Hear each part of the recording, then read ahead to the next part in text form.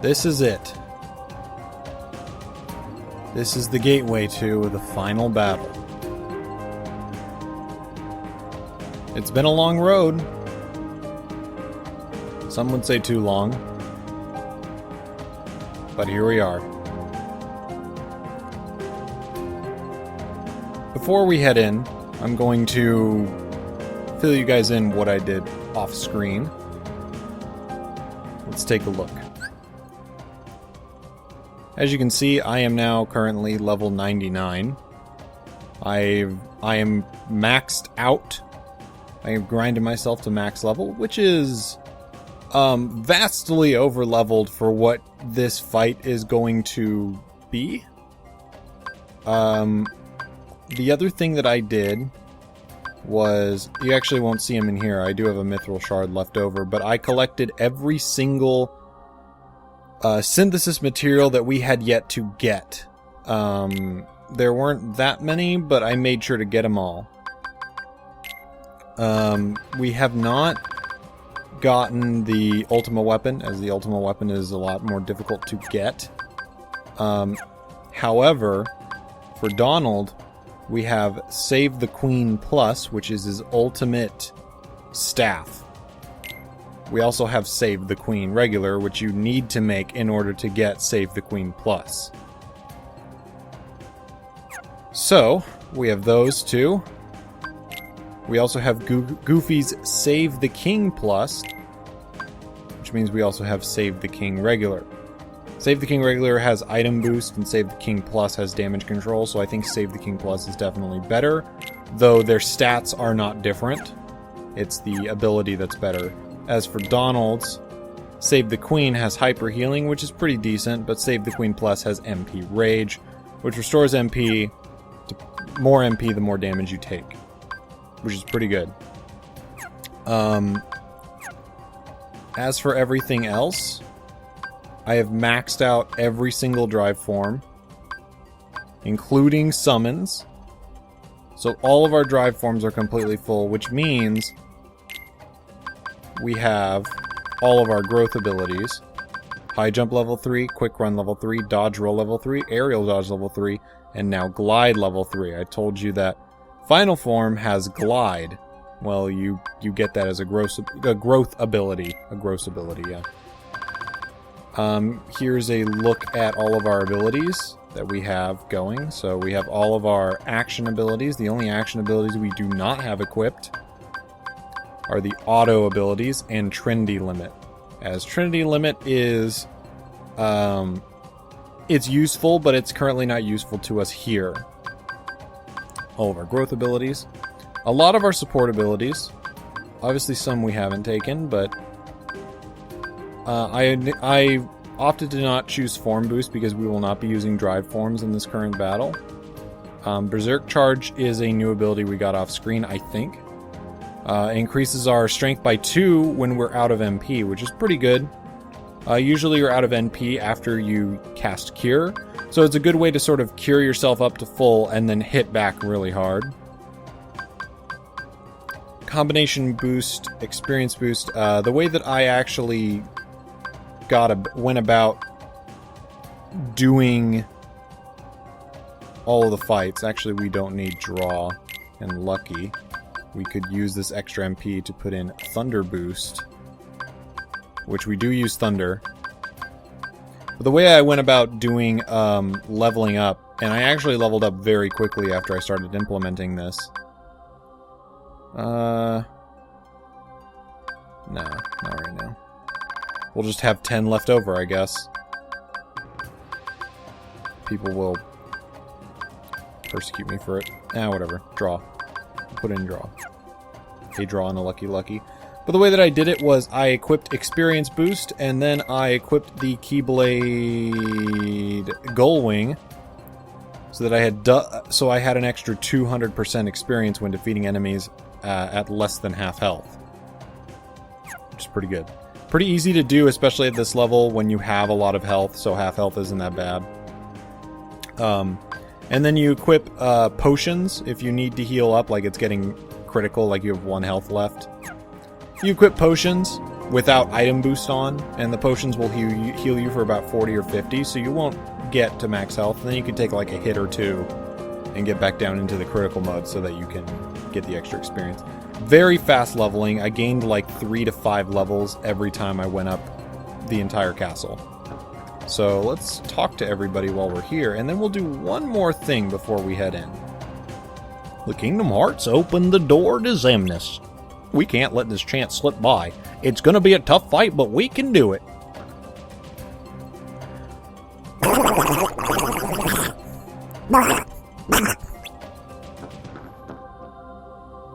Xemnas has probably grown even stronger, and is waiting for us. This battle began with Ansem's research. Let's finish it for him. Do you remember before? We stood facing each other on opposite sides of that door. Now we stand side by side. Let's go home together this time. I'm tired of waiting, so don't tell me to stay behind. From now on, wherever one of us goes, the other follows. Got it? And she's talking about me and hers. Oh, I love you so much. So I would say there's an infamous thing with Kairi where at this segment, since she's standing around, you can finagle the camera to look down there. But in Kingdom Hearts, in the HD remake, I believe it's just the HD remake, they actually erased her underwear. You could see her underwear in past games, and they actually erased it. Which is really funny. But yeah. So they got rid of that. But we're going to do one other thing. Something that I haven't really been talking about, and I have kind of thrown the story to the side other than just let the cutscenes do the talking for me. We're going to go into the journal and we're going to look at something. We're going to look at the Ansem Reports. I did this in Kingdom Hearts 1 at the very end of the game, and I took you guys through the Ansem Reports. These Ansem Reports are incredibly important. So let's go ahead and start reading them. My efforts these many years have come to fruition, with the world I govern having become a paradise worthy of being called Radiant Garden. Nurtured by the pure water that is the source of life, fragrant flowers bloom in abundance, and the people face each day with hopeful smiles. But where there is light, darkness also lurks. As noted in my earlier reports, I must solve the mystery of this darkness of the heart. This paradise depends on it. I shall perform an experiment to probe the depths of a person's heart. One of my own apprentices, Xehanort, has volunteered to be a subject. The young man has served me ever since I nursed him back from death's door some years ago. He had lost all his memories at the time, but later showed remarkable intellectual curiosity and readily absorbed my teachings, gaining deep wisdom. Any mental immaturity is surely due to his young age. If I explore Xehanort's heart with psychological tests, I may be able to recall the past locked away within them. My apprentice, Evan, has also shown great interest in Xehanort's memories. But is he really the right subject? Xehanort does indeed exhibit extraordinary talents. Too extraordinary. Perhaps they are even superhuman.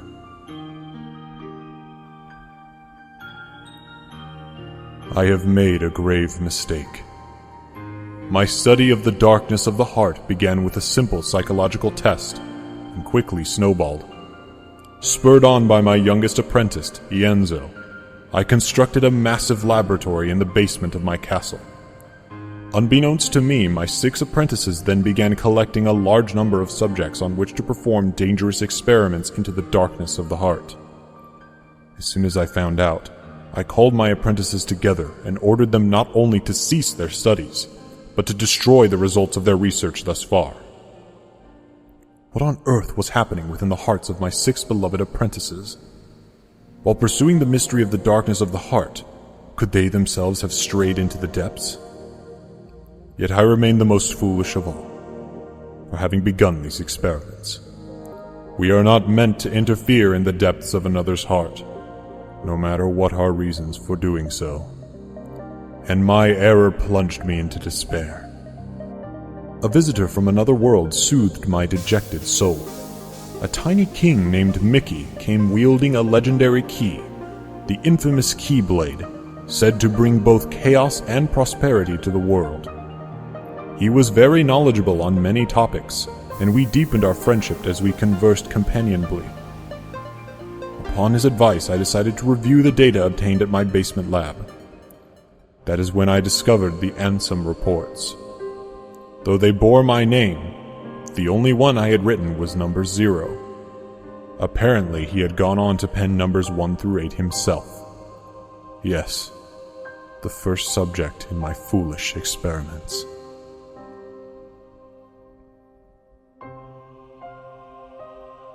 Chaos affects not only this world, but many other worlds besides.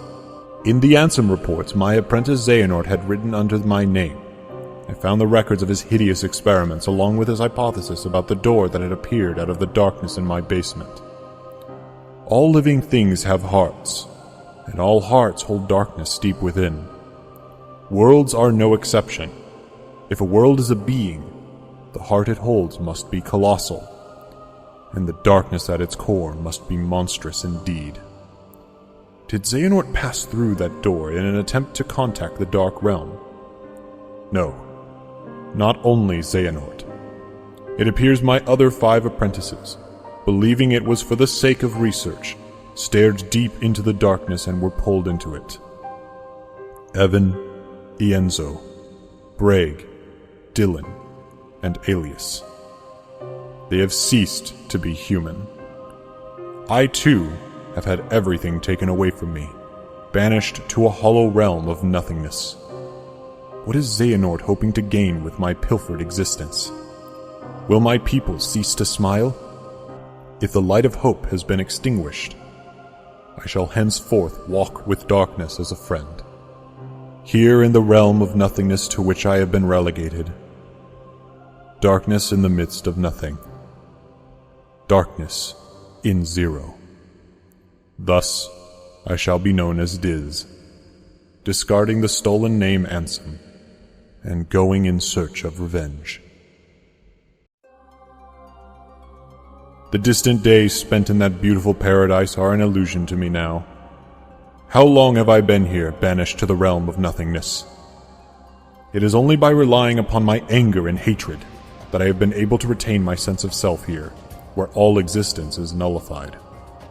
My heart is being overcome with hatred toward my apprentices, possessed by the darkness, and with anger I feel for stupidly allowing myself to be betrayed. Is this darkness eating away at my heart? I cannot continue to idle away my time here. What are Xehanort and the others attempting to do? I must unravel the mystery of these Ansem Reports, intercept my apprentices, and defeat them. That is my mission, the only way to repay the world for my sins. Those beings who lack hearts, the heartless, must be the key. The darkness of the heart made flesh, cursed shadows who not only lack hearts, but multiply by seizing hearts from any and all living things. Where have they come from, and where are they going? 3 elements combine to create life: a heart, a soul, and a body. But what of the soul and body left behind when the heart is lost? When the soul leaves the body, its vessel, life gives way to death. But what about when the heart leaves? A being does not perish when its heart leaves its body. The heart alone disappears into the darkness. There is little time. If I remain in this realm much longer, I will certainly learn these answers the hard way. My heart is already a captive of the darkness. In this realm where all existence has been disintegrated, I have just barely managed to preserve my sense of self by continuing to think and to write. It is a place where even time has lost all meaning. Eternity is as but a moment here. I must make haste. Certainly their plans are already underway. The Heartless must be the key to unraveling this mystery. The 6 traitors were operating a laboratory that churned out these cursed shadows. Not only did they generate pure-blood Heartless from living hearts, but they then used those Heartless to synthesize artificial versions of the creatures as well. These synthetic Heartless bore insignias and were called emblems. Pureblood or emblem, these Heartless act only to fulfill their instinctive needs. They single-mindedly detect hearts and swarm around them. A human's commands would be ineffective. The Heartless would easily steal the human's heart and use it to increase their own ranks. But what if an even stronger Heartless was giving the orders? If he cast aside his own soul and body and became a Heartless, wouldn't he be able to control the otherwise intractable Heartless? Furthermore, wouldn't he be planning to make use of the creature's instincts? If the heart-seeking Heartless have their sights set on a larger, more powerful heart, their ultimate goal is crystal clear. The largest heart in existence, the heart of the world. This is all conjecture, but it would seem he is utilizing the Heartless in his search for a path leading to the heart of the world.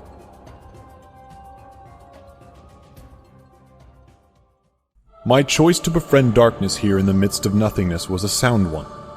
The moment I stared straight ahead with a calm heart, neither rejecting darkness nor fearing it, I gained a newfound power. A superhuman power. The power of darkness. It is likely Xehanort and the others were enraptured by this power, eventually becoming its prisoners. I do not intend to allow my heart to be devoured by the darkness as they did, of course. With this new power, I uncovered a corridor of darkness that connects the realms of nothingness to the outside world. While it is still difficult to come and go as I please, my banishment is now a thing of the past. To deceive Xehanort and my apprentices, I first used my power to change form before returning to the realm of light. As I had suspected, Xehanort had become a Heartless. Under my name, he commanded other Heartless in quests to snatch away the hearts of many different worlds. At the center of the hearts Xehanort had stolen was Kingdom Hearts, which attracts tremendous darkness to itself and attempts to send any and all matter back into its depths. The other 5 have disappeared. Have they become Heartless like Xehanort? Or did they vanish after Xehanort exploited them? I became familiar with an unusual entity while pursuing the truth. It is the soul and body that remain when a being loses its heart. When a Heartless is born, these entities disappear from the realm of light, to be reborn as entirely new beings in a completely different realm.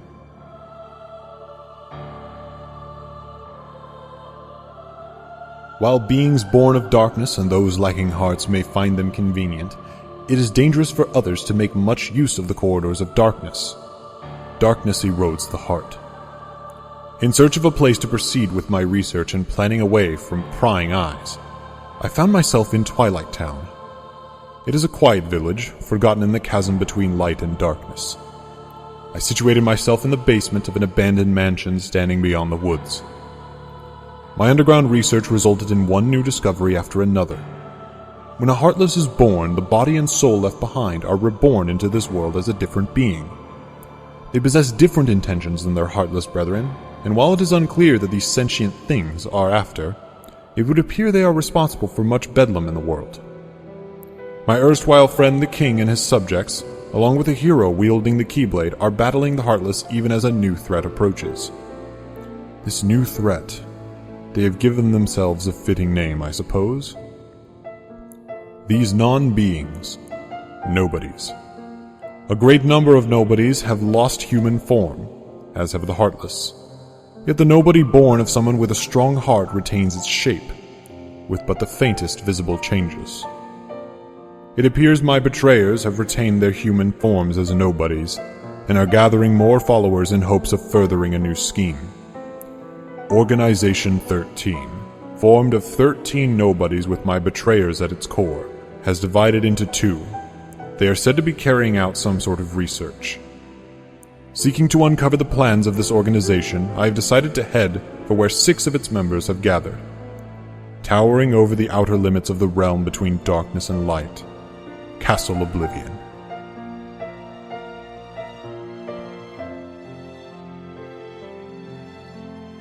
It appears that I have been too distracted by the behavior of Xehanort and his cohorts, and by the events occurring in their vicinity. My friend's struggle to protect the realm of light from the threat of Heartless is now over, with Xehanort's Heartless, going by the name Ansem, Seeker of Darkness, defeated at last. The other wielder of the Keyblade, this hero, traveled from world to world, sealing up keyholes and laying Heartless low. Meanwhile, the king, who had dived into the realm of darkness, worked with the Keyblade-wielding hero to close the door to Kingdom Hearts from the realms of both darkness and light, thus holding off the threat of tremendous darkness. But there are still a great number of Heartless afoot, and Organization 13 and the Nobodies continue to be active in the shadows. Indeed, the world is still a very dangerous place. We must find a way to do battle with these enemies. Thus I will both make amends and have my revenge. It is for this reason that I infiltrated Castle Oblivion. It consists of 13 floors above and 12 floors below ground, with the contents of its white rooms transforming in response to its visitors' memories. Organization 13 was conducting experiments on memory here. The subject in these experiments, a girl named Namine, appeared to possess extremely unusual abilities. Were they attempting to derive something from these powers? Refusing to be distracted by Organization 13, I had returned to my own secret research when a new visitor appeared at the castle today. It was Sora, the Keyblade-wielding hero who had defeated Ansem and his companions. Deep underground, the stench of darkness arose. All the players are coming together, it would seem. I should have expected nothing less from a Keyblade-wielding hero. Sora and friends defied the machinations of Organization 13 and rescued Namine. Namine was a witch who controlled the memories of others.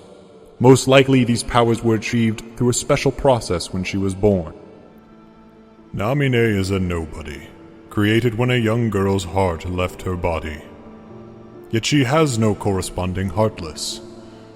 This is because the young girl in this case was a princess. Kairi, a resident of Radiant Garden over which I had ruled, was one of the 7 princesses that uphold the realm of light. With no darkness in her heart, Kairi produced no Heartless, and instead of vanishing, her body remained in the realm of light. In other words, both the nobody called Namine and the Heartless, proof of a lost heart, are extremely unstable beings who lack the bodies needed to produce a nobody. Therefore, they also lack Kairi's memories. One reason for this may be that Kairi's heart did not return to the darkness when separated from her body, but rather migrated to another vessel, deep within Sora's heart. That is, Namine is an alter ego of the Kairi who has directly interfered with Sora's heart. Could this be why Sora, and those hearts that are connected to him, were able to have their memories controlled? She is a non-being in the truest sense of the word. Having not even become a nobody, and with nowhere left to go, she is but the most fleeting of shadows.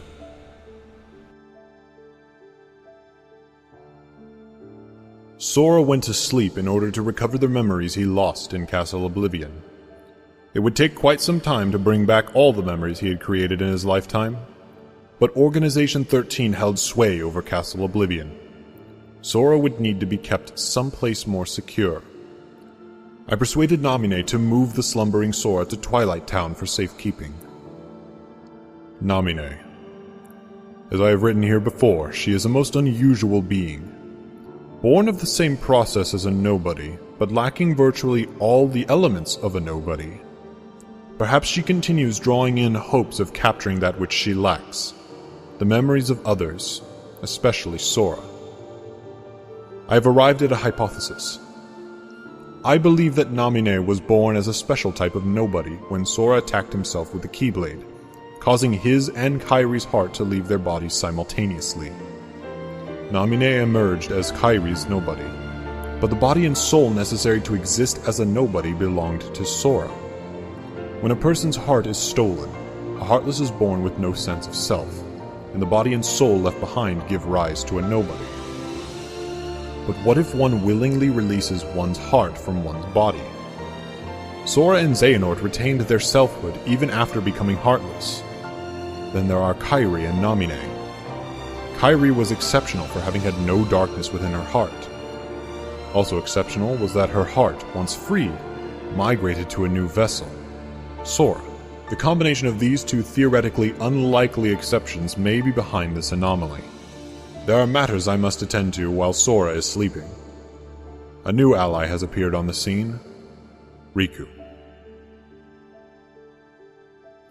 I was reunited with an old friend at Castle Oblivion, but was unable to disclose my identity. If he knew the situation, he would likely try to stop me from carrying out my revenge. As much as I would dearly love to converse with him as in the old days, that is now but a hopeless dream. My friend has been fighting in the Realm of Darkness. Most likely he found his way there through Traverse Town.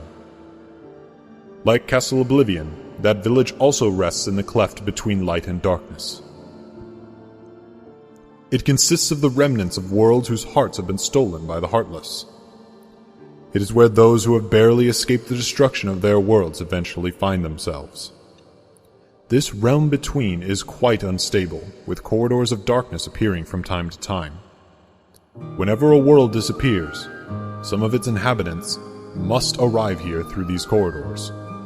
Surely Sora traveled these same corridors of darkness when he first came to Traverse Town.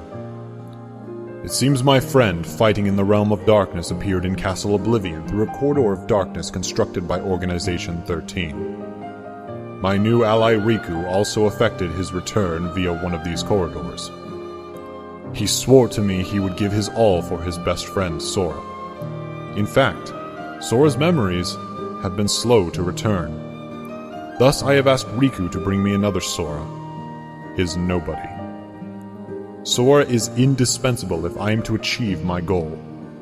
I require the Keyblade-wielding hero to fly through the Realm of Light and defeat Organization 13.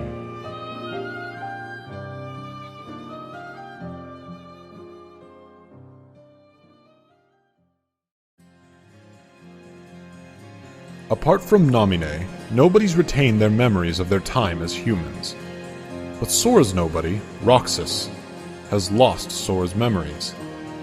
This is likely because Sora's time as a Heartless was short, having recovered his heart and returned to his human form soon after leaving behind Roxas, his nobody. It would seem Roxas is much like Namine. Namine is Kairi's nobody, but came into being via Sora's body and soul. Likewise, Roxas is Sora's nobody, but was left behind because Sora's Heartless regained human form, using Kairi's heart instead of his own. It may be that Sora's memories are slow to return because the half of him that is Roxas is still lacking. I must convert Roxas into data and return him to Sora. As a member of Organization 13, it was exceedingly difficult to bring Roxas in. Having lost to Roxas once, Riku laid everything on the line and used the power of darkness in their second battle, only just managing to bring Roxas back with him. But Organization 13 grows ever nearer. Here, Twilight Town, is where Roxas was reborn as a nobody. This is where Roxas first encountered Organization 13 and joined its ranks. They are bound to search this place thoroughly. First, I shall convert all of Twilight Town into data and construct a world duplicate in Sora's memories. I shall place Roxas within that world to live out his days and regain those memories. There is little time. The organization's schemes must be making steady progress as well. Tomorrow, Sora awakens. My long and drawn-out revenge is nearing its end. Xehanort, who took everything away from me. Though as a Heartless he is no more, as the leader of Organization 13, his ambition once again is to capture Kingdom Hearts, the most colossal heart of all. His Heartless had attempted to draw out the great darkness of Kingdom Hearts, created from the hearts of all worlds. His nobody, however, is now almost finished, gathering human hearts to be assimilated into Kingdom Hearts as well. The fool. Only one mystery remains. How did Xehanort manage to open the door that appeared in the basement of my castle? No, any theory posited now, when everything is nearing completion, would be meaningless. Roxas, Ansem, Namine. They defy all logic, yet there they are. Singular exceptions to the rule. The theories proposed by me and by Organization 13 have been blown to pieces by a handful of strong-hearted individuals. Sora, Kairi, Riku. Ah yes, Riku. Though his heart had its weaknesses, making it prone to darkness, he found support in the hope he discovered beyond suffering. This hope allowed him to stand his ground and turn the darkness in his heart from an enemy into his greatest weapon. When all this is over, it is my fervent hope that he will be able to return with Sora to his island. If I can, I should like to return to Radiant Garden, to look once more upon the beautiful water, the lovely flowers, and the hopeful smiles of the people. Dear King, my friend, I believe that, at some point in time, you will come across these, my truthful accounts. How I wish I could have chatted with you again. I was a fool, obsessed with revenge. Forgive me.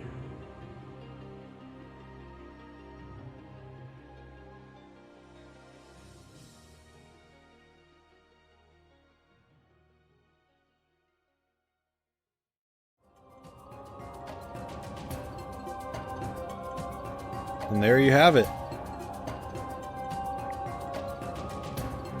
All the reports filed in by Ansem the Wise. There's not a whole lot that we can really glean from the secret reports, but here's what we know now. Ansem the Wise was the only one who wrote, or he only wrote the first Ansem report, Ansem Report 0. Every single report after that was written by Ansem Seeker of Darkness, or Xehanort. We also know that he found Xehanort near death, almost completely devoid of his memories, and he nursed him back to health. Xehanort was also the subject of the first test to delve into the depths of the heart. What Ansem found there, and more importantly, what Xehanort discovered within himself because of it, might be the cause of everything that's happened so far.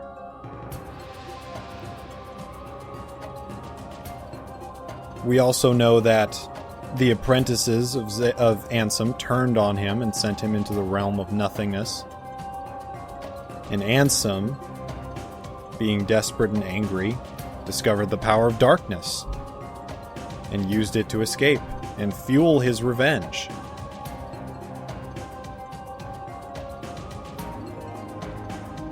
Roxas and Namine also are special nobodies, having been made the same way a nobody is normally made, but they don't possess any of the qualities that a nobody possesses.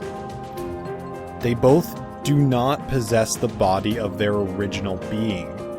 Roxas does not possess Sora's body, and Namine does not possess Kairi's body. Thus, neither of them had access to the memories of their original self, because they didn't have their bodies. The question then is, why, at the early points of the game, why did we see Roxas be able to exhibit emotion? This may be because Roxas was close in proximity to Sora, and that would also explain why Roxas was getting flashbacks of memories here and there. But it doesn't really explain why he felt anger or frustration when a nobody doesn't have a heart to feel any of those things. When he joined Organization 13, he was told he was a nobody. But in the data Twilight Town, he didn't remember that.